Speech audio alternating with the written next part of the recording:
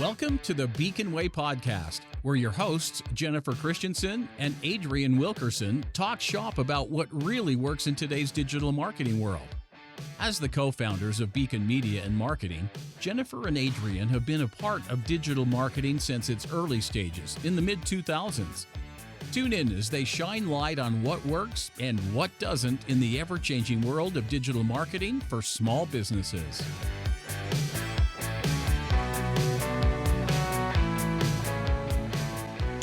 Welcome back to the Beacon Way podcast. This is Jennifer, and I have our lead paid ad specialist here today, Brandon Dixon, and we were just debating how long he's actually been with the company. It's been almost 2 years now, so congrats on that.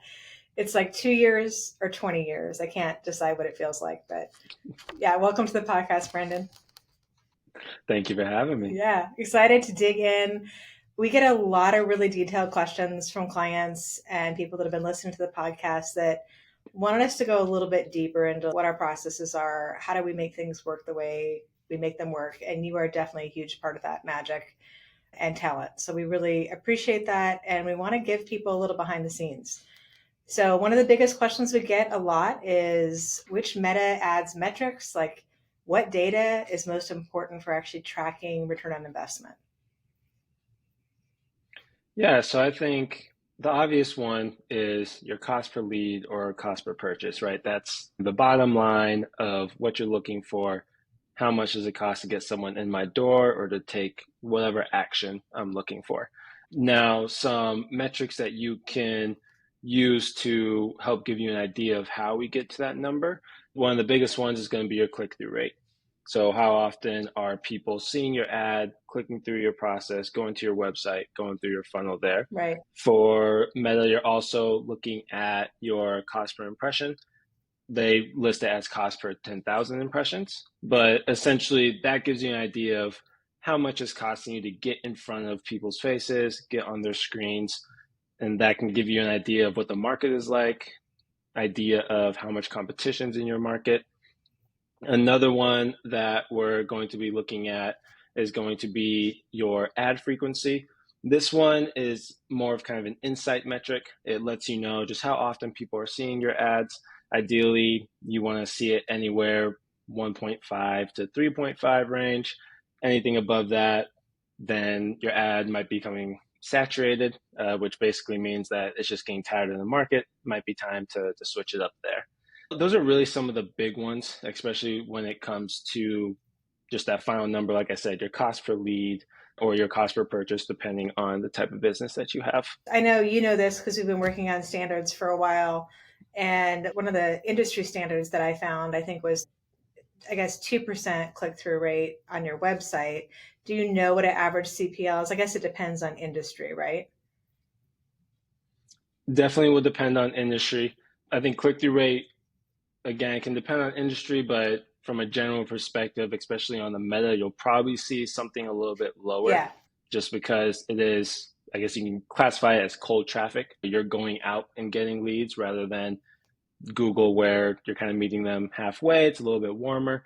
So you're probably looking more around the 1% range, one to two, if we're talking on average across nationwide, all industries.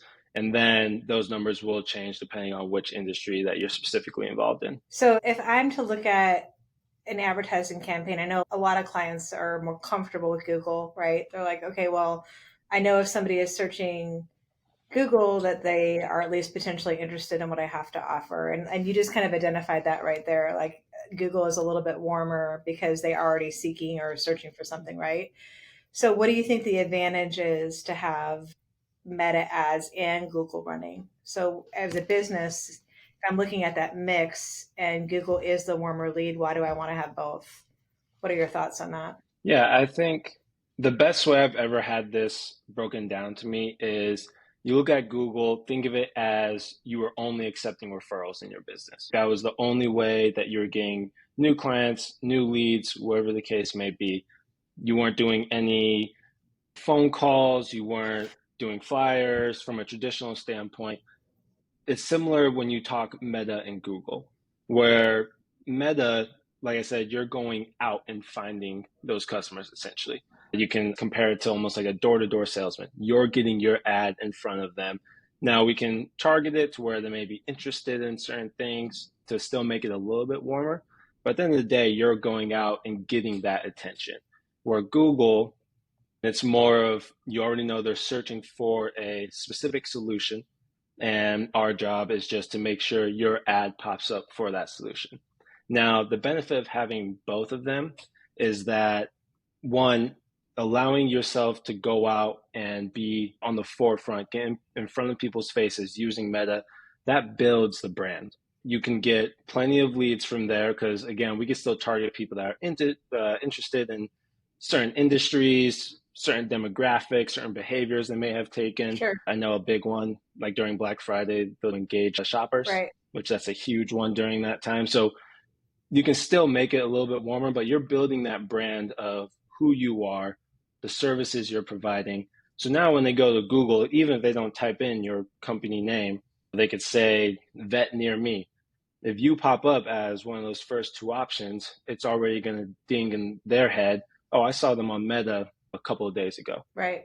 So now there's that familiar component, and that's how you start building that trust a little bit. Because at the end of the day, that's really what marketing comes down to. You want to build trust enough for them to either follow through with your service or to buy your product. Yeah, and we've seen that in the data. Now that we have the benchmarks and we can look through, your team has done an amazing job with DataBox and having us being able to see so many different metrics. I was just looking at one the other day, which showed the graph on Meta ads and Google versus somebody who was just running Google.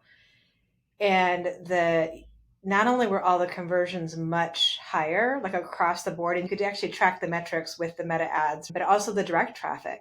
So direct traffic that was converting or organic traffic that was converting was also higher.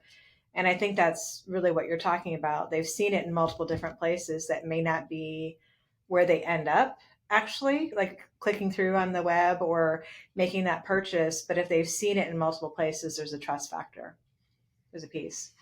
Yeah. And I love how you put that in, that you're going out with your ad, because for a company that people don't know your brand, when they see it pull up even in that Google list, if they've never ever seen your name before and they've seen your competitor's name, they're more likely going to click on your competitor's name.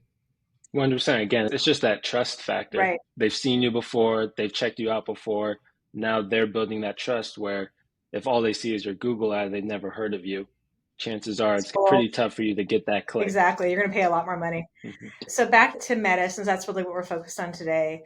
When somebody says, I really want to improve my click-through rate, I'm really focused on that. Let's say their click-through rate is behind what industry standards are.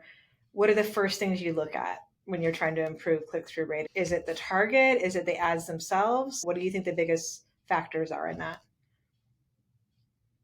So I would say first thing I look at is the creative that we have. Okay. So for example, we can just say we have a client, we started a campaign for them. We have certain copy, certain creative that we're running together. We may have some different variations. So my first one I'm looking at is which creatives are hitting home. I don't recommend this. If you only have one creative, then that's going to be your first issue. You need to get some more and test, and they'll have a little bit broader of a test.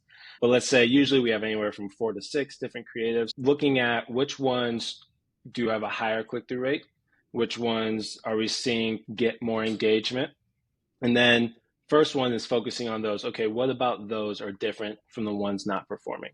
Right. So sometimes it could be colors, it could be the call to action you're using, it could be the image paired with whatever demographic you're using. For one example, we had a client where we had a bunch of different images of people with different backgrounds, and we realized that in this area, it was a lot of the older models that were getting the traction that we were looking for. Right. Okay, let's start thinking about putting some of those in the campaign and getting a little bit more of those.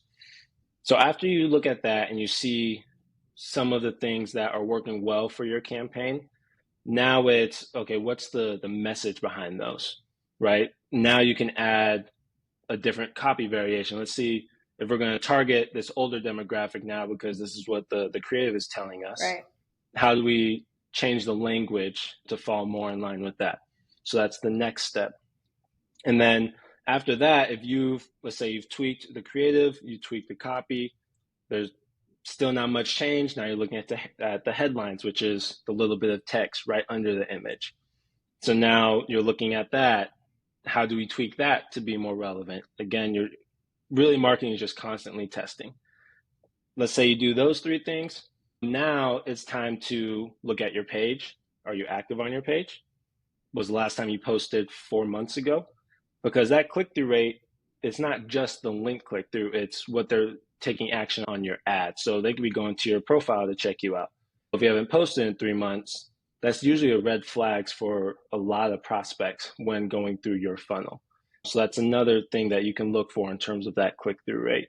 I would say those are pretty much the big 4 before they hit your website, but click-through rate is really just the ad getting to the website. Right. So I would say those first 3 are definitely important, and that 4th one's kind of just the added bonus that if you are staying up to date on your page, that's definitely going to help your click-through rate there.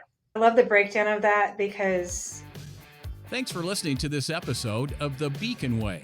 We hope you enjoyed it and had some good takeaways. Please subscribe so you don't miss a single episode. And if you've enjoyed the show, please give us some stars on your podcast channel of choice. For more information, tips, and notes from the show, check us out at beaconmm.com. For more information on how Beacon can help market your business, email us at welcome@beaconmm.com.